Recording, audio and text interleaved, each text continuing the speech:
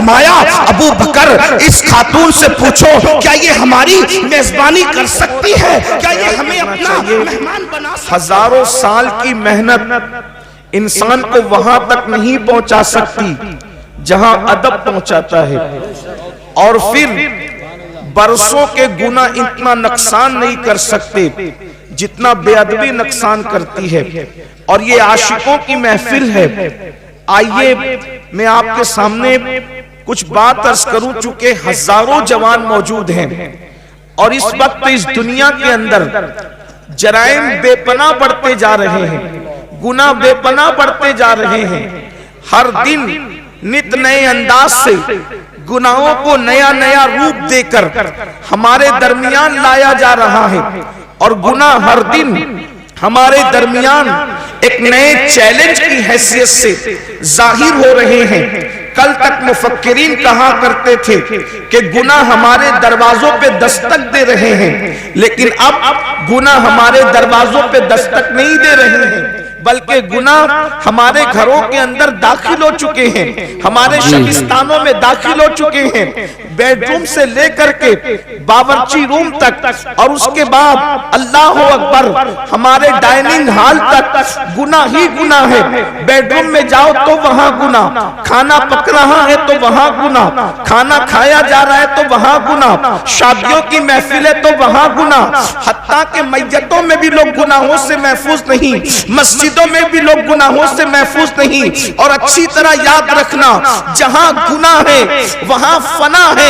اللہ اکبر، آبادیاں ویرانوں میں یوں ہی تبدیل نہیں ہوتی، بلکہ جب انسان گناہ کرتا ہے تو گناہ کی نحوست سے آبادیاں ویرانیوں میں تبدیل ہو جایا کرتی ہے۔ اللہ اکبر، مہلک بیماریاں، تباہ کرنے والی بیماریاں، موذی بیماریاں یوں ہی نہیں آتی، بلکہ اللہ اکبر یہ گناہوں کی نحوست کی وجہ سے آتی ہے، تباہی گناہوں کی وجہ سے، بربادی گناہوں کی وجہ سے، آبادیوں کا ویران ہونا گناہوں کی وجہ سے، غم گناہوں کی وجہ سے، بے چینی گناہوں کی وجہ سے، بے قراری گناہوں کی وجہ سے۔ گناہ انسان کو تباہ کرتے ہیں، گناہ انسان کو برباد کرتے ہیں، گناہ انسان کا چین چھینتے ہیں، گناہ انسان کا سکون چھینتے ہیں۔ اللہ اکبر، گناہوں کی وجہ سے انسان تنگ دستی کا شکار ہوتا ہے، مگر آئیے گناہ سے انسان کو کیسے بچایا جائے، گناہ سے بچانے کا نسخہ کیا ہے؟ ایک بات آپ کے سامنے عرض کریں، میری قوم کے جوانوں، ہر انسان گناہ سے بچنا چاہتا ہے، لیکن گناہ سے بچانے کا طریقہ کیا ہے؟ ایک خوبصورت طریقہ ہے۔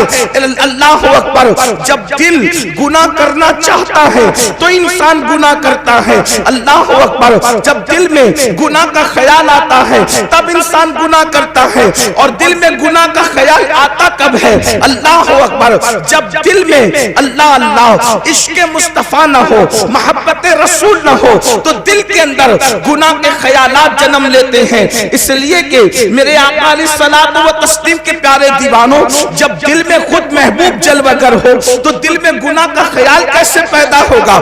جب دل میں آمنہ کے لال کی جلوہ گری ہو تو پھر دل میں گناہ کا خیال کیسے پیدا ہوگا؟ اس کو یوں سمجھ لو، جب تک میرے آقا مکے میں تھے اور مدینہ منورہ نہ گئے تھے تو اس وقت مدینے کی زمین مدینہ نہیں کہلاتی تھی بلکہ یثرب کہلاتی تھی۔ اس کو لوگ بلاؤں کا گھر کہتے تھے، بیماریوں کا گھر کہتے تھے، مصیبتوں کا گھر کہتے تھے، لیکن یہ شان مصطفیٰ جان رحمت ہے، یہ عظمت مصطفیٰ ہے۔ حضور نے یثرب میں قدم کیا رکھا؟ صرف یہ قدموں کی برکت ہے کہ اب وہ شہر بلا شہر شفا ہوتا نظر آتا ہے۔ اللہ اکبر، اب اس کو کوئی یثرب نہیں کہتا، ساری دنیا اس کو مدینہ کہتی ہے، اور لوگ کہتے ہیں نہ ہو آرام جس بیمار کو سارے زمانے سے، نہ ہو آرام جس بیمار کو سارے زمانے سے اٹھا کے لے کے آئے خاک ان کے آستانے سے۔ اس در کی حضوری ہی عصیاں کی دوا ٹھہری ہے، زہر معاصی کا طیبہ ہی شفا خانہ۔ اللہ اکبر، اب بتاؤ وہ شہر دوا نہیں بنا، حضور کے قدم رکھنے سے وہ شہر دوا نہیں بنا، شہر شفا بنا۔ کیوں؟ اس لیے کہ دوا کبھی فائدہ بھی کرتی ہے کبھی نقصان، دوا کبھی فائدہ بھی کرتی ہے کبھی نقصان بھی کرتی ہے۔ اسی لیے تو آپ کہتے ہیں کہ دوا کا ری ایکشن ہو گیا، تو دواؤں کا ری ایکشن ہوتا ہے، شفا کبھی ری ایکشن نہیں کرتی، شفا تو ہمیشہ ایکشن ہی کرتی ہے۔ تو اللہ کے نبی کے قدموں کی برکت سے وہ شہر دوا نہیں بلکہ شہر شفا بن گیا۔ دوا کے اندر شفا ملے گی یا نہیں امکان ہے، لیکن جہاں شفا ہو وہاں فائدہ ہی فائدہ ہے۔ تو جس میں حضور قدم رکھتے وہ شہر شفا ہو جاتا ہے، تو جس دل میں قدم رکھتے اس میں گناہ کا تصور کیسا، تصور کیسا، اس میں پاپ کا تصور کیسا۔ اسی لیے امت کے مصلحین نے سب سے بڑی محنت اس بات پہ کی ہے کہ لوگوں کے دلوں میں عشق رسول پیدا کیا جائے، لوگوں کے دلوں میں محبت رسول پیدا کیا جائے۔ اور یہ محبت رسول نعرے والا نہیں صرف، یہ محبت رسول رسم والا نہیں صرف، بلکہ حقیقت میں لوگوں کے دل میں محبت پیدا کی جائے۔ اب یاد رکھیں، محبت اور عشق پیدا کرنے کے لیے اللہ اکبر ہم تھوپتے نہیں ہیں۔ پہلی بات یاد رکھنا، اے میری قوم کے جوانوں، ہم حضور کی محبت کو تھوپتے نہیں ہیں، بلکہ واللہ تاللہ باللہ حضور ہے ہی ایسے جو حضور کو سن لیتا ہے، جو حضور کو سن لیتا ہے، جو حضور کو دیکھ لیتا ہے، وہ حضور سے عشق کرنے پہ مجبور ہو جاتا ہے۔ اللہ کی کائنات میں اتنی عظیم ہستی کبھی پیدا نہیں ہوئی، کسی زمانے میں پیدا نہیں ہوئی۔ اللہ اکبر، دنیا میں لوگ بہت آئے، زمانے میں لوگ بہت آئے، مگر اللہ اکبر میرے نبی جیسا دنیا میں کوئی آیا بھی نہیں اور آ بھی نہیں سکتا۔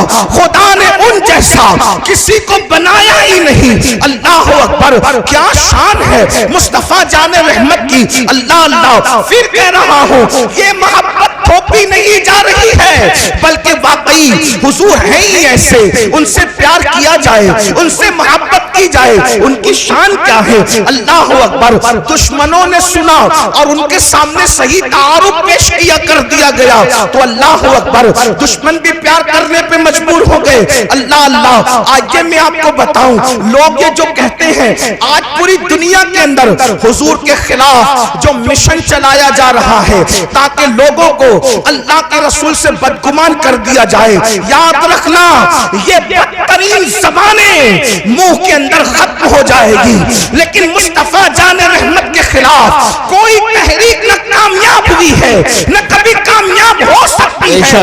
مسلمانوں، ہماری ذمہ داری ہے اپنے نبی کا صحیح تعارف کراؤ اور لوگوں کو بتاؤ، لاؤ ایسا قائد جو جان کے دشمنوں کو معاف کرتا ہو، لاؤ ایسا قائد جو دشمن کے لیے اللہ اکبر اپنی چادر بچھاتا ہو، لاؤ ایسا قائد جو گالیاں سن کر کے دعائیں دیتا ہو، لاؤ ایسا قائد جو جانوروں سے بھی پیار کا تصور عطا کرتا ہو، لاؤ ایسا قائد اللہ اکبر جو اتنا بڑا ہے، اتنا بڑا ہے، اتنا بڑا ہے کہ خدا اس کی رضا چاہتا ہو اور وہ پاگلوں کا بھی خیال کرتا ہو، وہ چوٹیوں کا بھی خیال کرتا ہو، وہ مینڈکوں کا بھی خیال کرتا ہو۔ بڑی معذرت کے ساتھ ہم نے سب کا تعارف کرایا، اپنے نبی کا صحیح تعارف نہ کرا سکے۔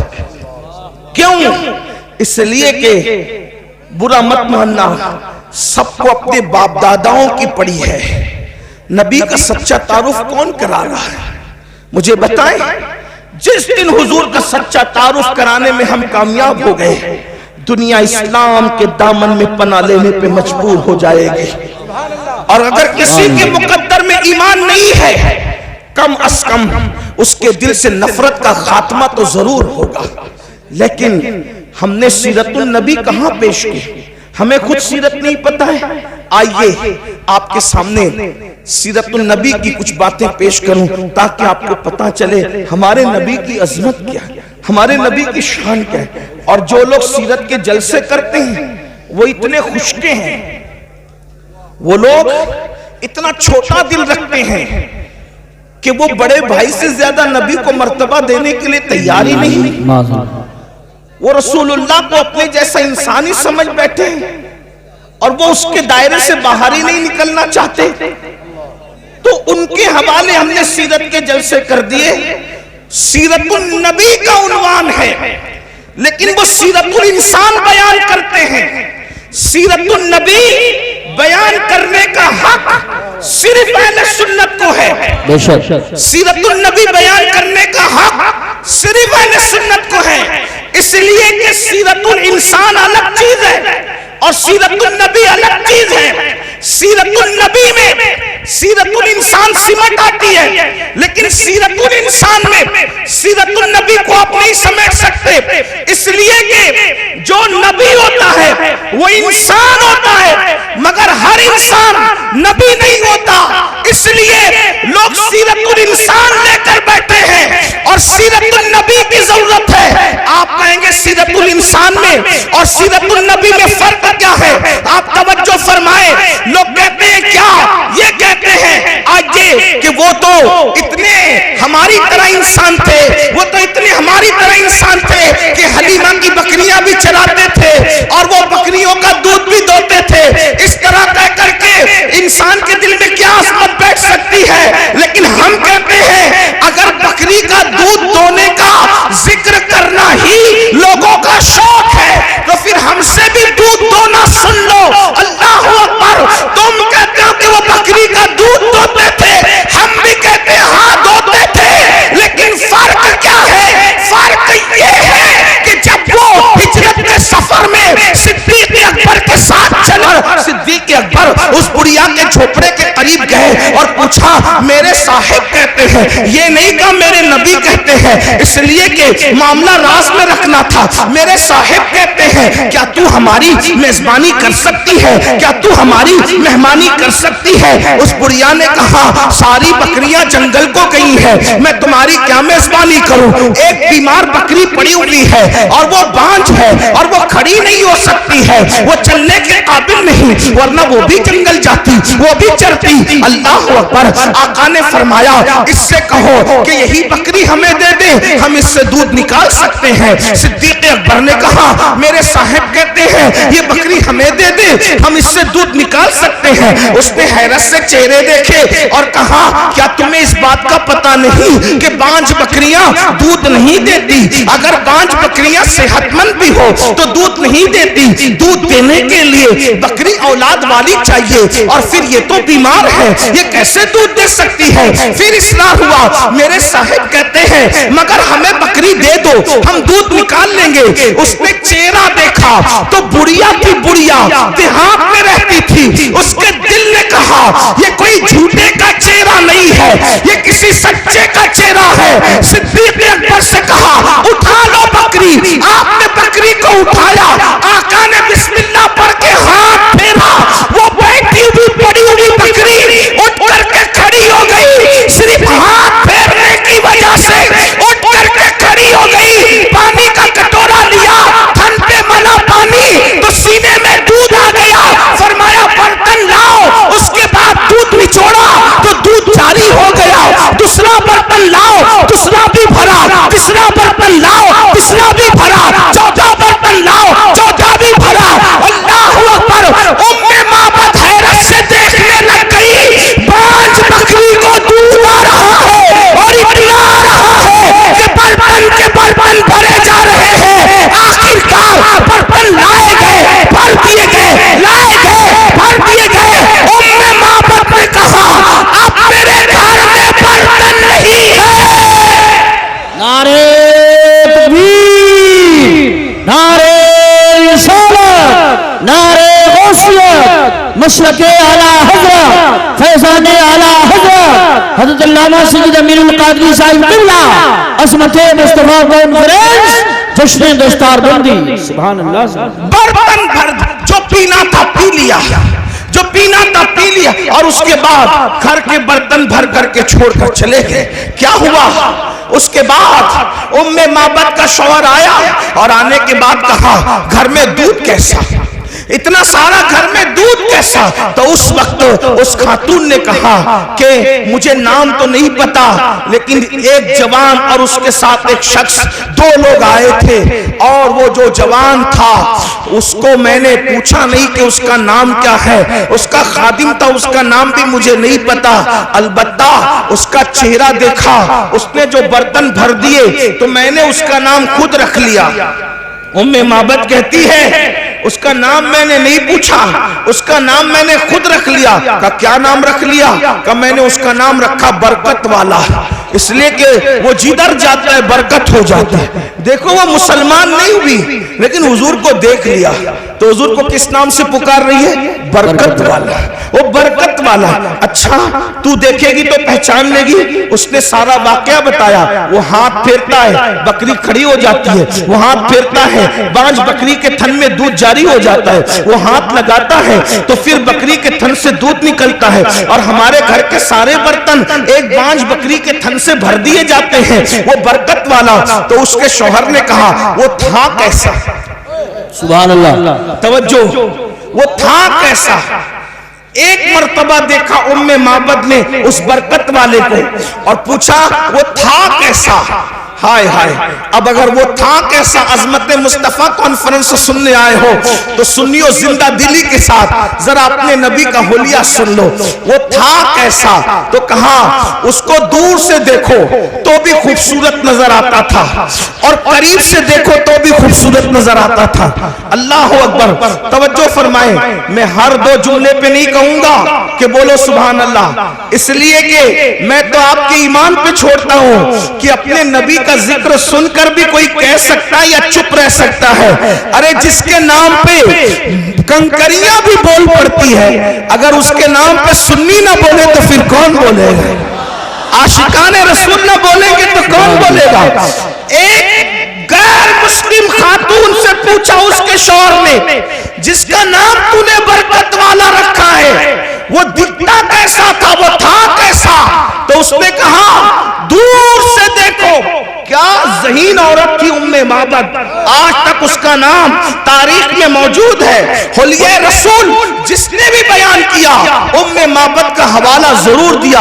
اس نے جب کہا کہ دور سے دیکھو تو بھی خوبصورت دکھتا تھا اور قریب سے دیکھو تو بھی خوبصورت دکھتا تھا، اس کا یہ جملہ بڑا قیمتی ہے۔ وہ صحابیہ ہو گئی بعد میں، آپ جانتے ہیں بہت سارے لوگ دور سے خوبصورت دکھتے ہیں، قریب سے خوبصورت وہ نہیں دکھتے۔ آپ جانتے ہیں آپ بہت سے لوگوں کو اسٹیج پہ دیکھو تو بولو کہ کیا اچھے ہیں حضرت، اور اسٹیشن پہ دیکھو تو تھوڑا سا آپ کو کراہت آ سکتی ہے، اس لیے کہ جو دور سے خوبصورت دکھتا ہے وہ قریب سے بھی دکھے ضروری نہیں ہوتا۔ چاند دور سے خوبصورت دکھتا ہے، جو گئے آ کر کہتے ہیں وہاں تو کھڈے پایا، وہاں تو کالی مٹی پایا۔ اللہ اکبر، آج چاند لوگوں کی شاعری کا عنوان بنا ہے، مگر دور سے حسین ہے، قریب جانے والے اس کو حسین نہیں کہتے۔ اللہ اکبر، کچھ خاص لوگ ہوتے ہیں جو دور سے بھی خوبصورت دکھتے ہیں اور قریب سے بھی خوبصورت دکھتے ہیں۔ وہ دیہاتی عورت بھی اس نے کہا جس کو میں برکت والا کہہ رہی ہوں، وہ اتنا خوبصورت تھا کہ دور سے بھی حسین تھا اور قریب سے بھی حسین۔ سبحان اللہ، نعرہ تکبیر، میرے امام، اللہ، میرے امام یا رسول، میرے امام اب اس حسن کو کس طرح بیان کرتے ہیں؟ سرتاب قدم ہے تنے سلطان زمن پھول، سرتاب قدم ہے تنے سلطان زمن پھول، لب پھول، دہن پھول، زخن پھول، بدن پھول، واللہ جو مل جائے میرے گل کا پسینہ مانگے نہ کبھی عطر نہ پھر جائے دلہن پھول، دندان و لب و زلف و رخ شاہ فدائی ہے دل عدن لالے یمن مشک ختن پھول، دل اپنا بھی شیدائی ہے اس ناخن پاکا، اتنا بھی مہے نو پہ نہ ہے چرک کوہن پھول، اور کیا بات رضا اس چمنستان کرم کی، زہرا ہے کلی جس میں حسین اور حسن۔ سبحان اللہ، ماشاءاللہ، واہ واہ۔ نعرہ تکبیر، نعرہ رسالت، نعرہ غوثیت، مشرق اعلی حضرت، فیضان اعلی حضرت حضرت علامہ سید امین القادری صاحب قبلہ، علماء اہل سنت. سبحان اللہ سبحان اللہ. اس ام معبد نے کہا وہ دور سے بھی خوبصورت تھا اور قریب سے بھی خوبصورت. ہائے ہائے. پھر اس نے کہا اللہ اکبر. اس کے رخسار بڑے چمکدار تھے. رخسار کہتے ہیں گالوں کو. اس کے رخسار بڑے چمکدار تھے. اس کی رنگت بڑی چمکیلی تھی. اس کے ہونٹوں میں نزاکت تھی. اللہ اکبر. اس کا جسم جو ہے وہ قد رانا، نہ لمبا تھا نہ چھوٹا تھا. حضور کے قد کے بارے میں حدیث میں آیا ہے حضور کا قد لمبا بھی نہیں تھا چھوٹا بھی نہیں تھا، لیکن کتنا بھی لمبا آدمی حضور کے بازو میں آ کے کھڑا ہو جاتا تو وہ حضور سے اونچا نہیں دکھ سکتا تھا. حضور پورے مجمع میں سب سے اونچے نظر آتے تھے.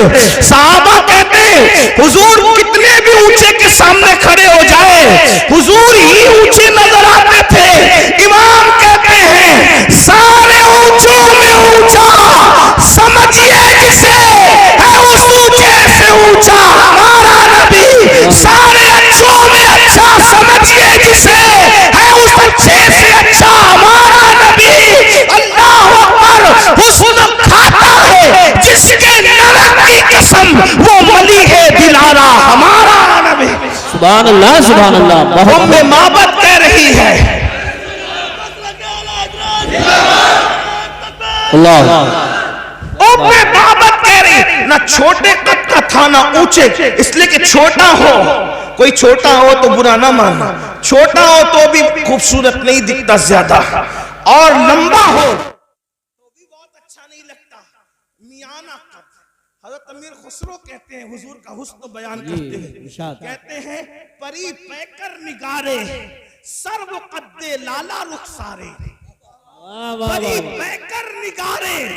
مجھے پتا ہے اس پر آپ کو بہت لوگوں کو سمجھ نہیں آئے گی، لیکن عشق سے سنو گے تو سب سمجھ آئے گی.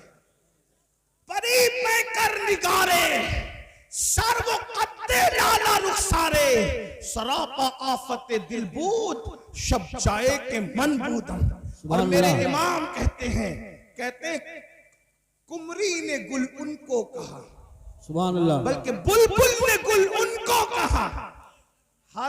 ہر مخلوق اپنے سبجیکٹ پر ان کو دیکھ رہی ہے. کیا بلبل نے گل ان کو کہا، قمری نے سروے جا فضا، حیرت نے جھنجلا کر کہا یہ بھی نہیں وہ بھی نہیں. سبحان اللہ سبحان اللہ. بلبل کہہ رہا ہے یہ گل ہے، حضور کو دیکھ کے کہہ رہا ہے یہ گل ہے، اور قمری کہہ رہی ہے یہ سرو کا درخت ہے، یہ سرو ہے، ان کا قد اقدس سرو کے درخت کی طرح ہے. لیکن حیرت کو غصہ آ رہا ہے اور وہ کہہ رہی ہے نہیں نہیں وہ گل بھی نہیں ہے اور وہ سرو بھی نہیں ہے. کیوں؟ اس لیے کہ توجہ گل کیوں نہیں ہے، وہ گل کیوں نہیں ہے، سرو کیوں نہیں ہے؟ اس لیے کہ گل تو باغ میں ہوتا ہے، گل تو چمن میں ہوتا ہے، سرو تو باغ میں ہوتا ہے، مگر حضور کسی باغ میں نہیں، بلکہ سارا باغ حضور میں. توجہ، حضور باغ میں نہیں ہے، حضور باغ میں نہیں، سارا باغ حضور میں. اور امام اس کو کتنی اچھے انداز سے بیان کرتے. لوگ کہتے ہیں آپ لوگوں کی گفتگو احمد رضا کے بغیر پوری کیوں نہیں ہوتی. ہم کہتے ہیں احمد رضا کی طرح کوئی بات بھی کرتا ہو 14ویں صدی میں تو اس کو بھی لا کر بتا دو، ہم اسی طرح بات کریں گے، اسی کو کوٹ کریں گے. کیسا بیان کیا اردو ادب کے اوپر 14ویں صدی میں میرے امام کا احسان ہے. لوگ تو اپنی لیلاؤں کی زلف اور رخسار کی باتوں میں الجھے ہوئے تھے. وہ احمد رضا ہے جس نے فن شاعری کو بھی کلمہ پڑھا کر مسلمان کیا. اسے احمد رضا کہتے ہیں. یہ کوئی مبالغہ نہیں ہے، حقیقت ہے. دیکھو کس طرح کی بات کی ہے. اللہ اکبر. توجہ فرمائیں. وہ گل ہے لبہائے نازک ان کے، اب میں زمین والوں سے مخاطب نہیں ہوں، منبر پر اگر اہل علم کے ساتھ اہل عشق ہے تو میں ان کی بھی دعائیں چاہتا ہوں۔ احمد رضا کہتے کس کو ہے؟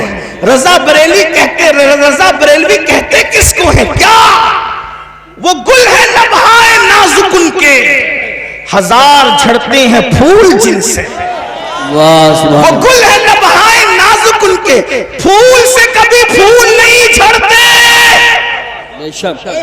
پھول سے کبھی پھول نہیں جھڑتے، لیکن یہ کیا لبہائے نازک پھول ہے کہ وہاں پھول سے پھول جھڑ رہے ہیں۔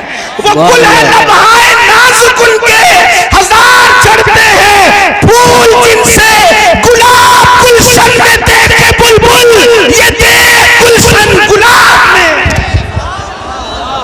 اگر پورا گلشن گلاب میں دیکھنا ہو تو ذات مصطفیٰ جان رحمت کو دیکھ لیا جائے۔ اور کہتے ہیں انہی کی بو مایہ سمن ہے، انہی کا جلوہ چمن چمن ہے، انہی سے گلشن مہک رہے ہیں، انہی کی رنگت گلاب میں ہے۔ اور ایک مقام پر کہتے ہیں وہی جلوہ شہر بشیر ہے، وہی اصل عالم دیر ہے، وہی نیر ہے، وہی بیر ہے، وہی پاٹ ہے، وہی دھار ہے۔ اللہ اکبر۔ تو میرے آقا علیہ السلام کے پیارے دیوانوں، جس وقت ام معبد نے برکت والے کا حلیہ بیان کیا، اس کے شوہر نے کہا کتنا حسین ہے وہ، کتنا خوبصورت ہے وہ، کتنا جمیل ہے وہ، ایک جھلک میں بھی دیکھ لوں۔ وہ گیا کدھر ہے تو پتہ بتایا ادھر کو گیا ہے، اور بالآخر اپنے شوہر کو لے کر اور اپنی فیملی کو لے کر ام معبد پہنچی مدینہ منورہ، اور لوگوں سے پوچھتی وہ برکت والا کہاں ہے، وہ برکت والا کہاں ہے، وہ برکت والا کہاں ہے۔ لوگ کہتے کون برکت والا، کون برکت والا؟ اب بتا بھی نہیں پاتی کہ کون ہے، کیونکہ اپنا نام اس نے اپنی مرضی سے خود حضور کا نام رکھ لیا تھا برکت والا۔ لیکن اللہ اچانک برکت والا ڈھونڈ رہی تھی۔ صدیق اکبر کسی کام سے جا رہے تھے، دکھ گئے، شوہر کا وہ دیکھو اس کا ساتھی ہے، اس جوان کا ساتھی وہ شخص ہے۔ وہاں پہنچے اور پوچھا ابو بکر صدیق سے وہ تیرا برکت والا صاحب کدھر ہے؟ آپ مسکرا پڑے، اچھا آپ ملنا چاہتی ہیں، لے کر کے گئے، اور اس کے بعد جیسے ہی پہنچے ام معبد کے شوہر نے دیکھا اور دیکھ کے کہا واللہ یہ کسی جھوٹے کا چہرہ نہیں، یہ تو سچے کا چہرہ ہے۔ اور پھر کہا آپ کیا کہتے ہیں؟ تو جو کہا کلمہ پڑھ کے وہ سب کے سب مسلمان ہو گئے۔ اندازہ فرمائے میرے آقا علیہ السلام کے پیارے دیوانوں، اصل میں ہمیں اپنے بچوں کو حضور کی عظمت بتانی ہوگی، ہمیں اپنی نسلوں کو حضور کی سیرت بتانی ہوگی۔ ایک آخری بات اس عنوان سے کرتا ہوں، پھر اینڈ کی طرف چلتے ہیں، ذرا توجہ کرنا۔ دیکھو آج کل لوگ عجیب سی باتیں کرتے ہیں، عجیب باتیں لوگ کرتے ہیں، اور یہ جتنی باتیں ہو رہی ہے غلط سلط کیوں ہو رہی ہے پتہ ہے؟ صرف حسد بغض میں، صرف لوگوں کو حکمرانی کا بھوت سوار ہے دنیا میں، اس لیے لوگ ایسی باتیں کر رہے ہیں، لیکن حقیقت سے کوئی تعلق نہیں۔ حضور جتنے اچھے، صحیح سیرت پیش کرو کیسے حضور ہے، دیکھیے حضور کی شان کیا ہے، حضور کی سیرت کیا ہے۔ توجہ کرو، دھیان سے سنو، کسی کو بتانے کام آئے گا۔ کہتے ہیں جب اللہ کے رسول علیہ السلام نے مکے کی سرزمین پر نبوت کا اعلان کیا، اعلان نبوت کیا، تو مکے کے گھر گھر میں جھگڑا ہو گیا، اعلان نبوت سے جھگڑا ہو گیا، کیونکہ وہ کچھ لوگ غلطی پر تھے، ان کے بچے سچائی پر آئے، انہیں دکھ ہوا۔ سچائی کو لوگ جلدی قبول نہیں کرتے، سچائی قبول کرنے میں وقت لگتا ہے، لیکن سچوں کو محنت کرنی پڑتی، سچائی قبول کرنے میں وقت